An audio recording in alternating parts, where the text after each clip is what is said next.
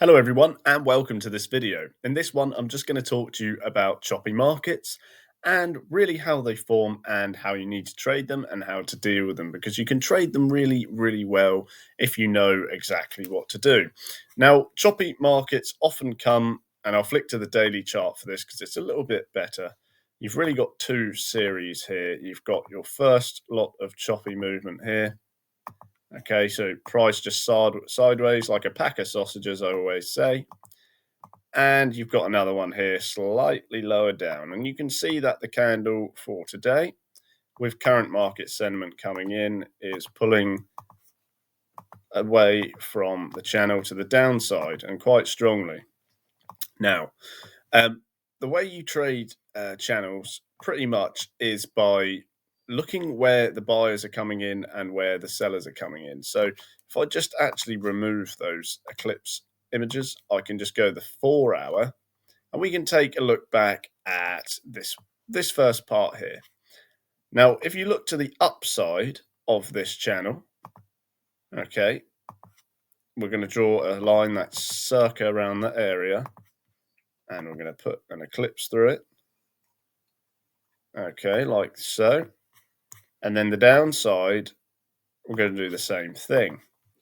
And that really is just because it's going to show us the boundaries for this channel.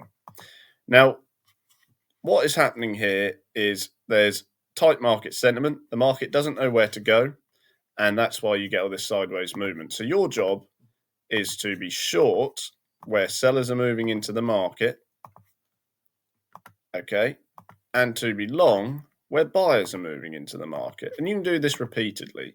Now, the key part of this video, and really the point of why I'm doing it, is because eventually what happens is these channels break through. And you can see that here. So your job as a trader is to adjust your risk accordingly. You know it's inevitable that this channel is going to break. At some point, you're going to fall out of it and price is going to go either down or up. In this case, it's dropped down after this eclipse I've just drawn in. So your trading size all the way along here needs to be light, because the more times you hit these levels, eventually you're going to break through. And if your size is too large for that, then you will close out, and that's going to be a real issue. So when you're trading these channels, guys, if you're trading to the upside, just look where sellers are coming in.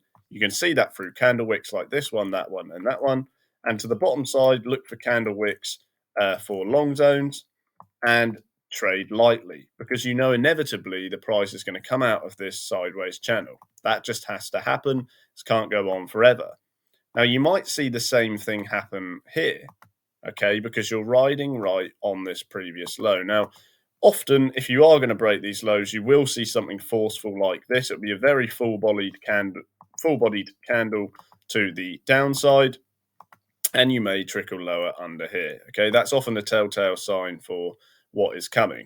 So, if you were going to buy along this low sort of long zone within this new channel, it would have to be light again, because inevitably this is going to happen.